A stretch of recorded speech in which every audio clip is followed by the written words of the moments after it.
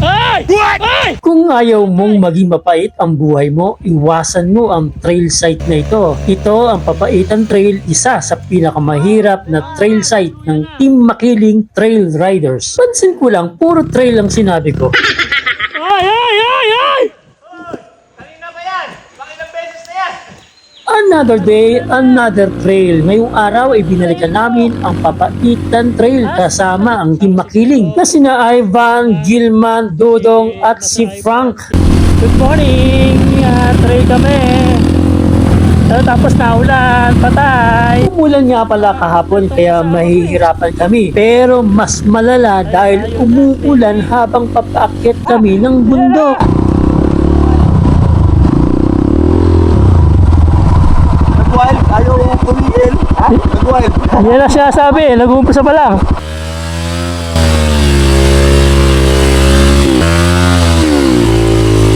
Baby, ito na yung bukana at simula ng Papaitan Trail. Mas mahirap ngayon dahil basa ng ulan. Combination ito ng mabato at adobeng lupa kaya expect mo papait talaga ang buhay mo dito. Uwi na! Guys, first time ko as a newbie pag-trail nang umuulan. Wet. Papaitan pa, men. Papaitan pa. Okay man lang kung racetrack eh. Baby, bukana pa lang ito ng Papaitan. Dito pa lang sa part na ito, nakakaramdam na ako ng pagkahinog. Sobrang nakakapagod pero ayos lang dahil nandyan naman ang team, hindi ka pababayaan. Ganito ako, Miss Team Makiling. Kasalanan ng isa, damay ang lahat. Patay. Uwi na ako. Wag! Ay, chat na kayo. Pag-sabay na kayo ha. Maya, huwag na. Walang uuwi hanggat wala na uling isda. Meron! Hop, hop, eh.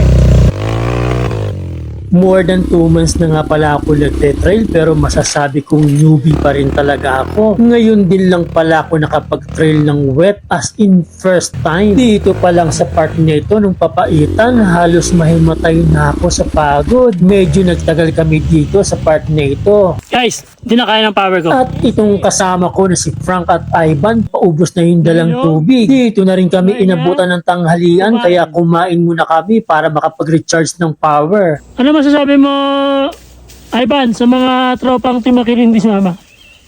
Mga bading! Eto, dito makikita ko sinong tunay na lalaki. Umiiyak sa loob ng trailer. Si Dodo nga pala at si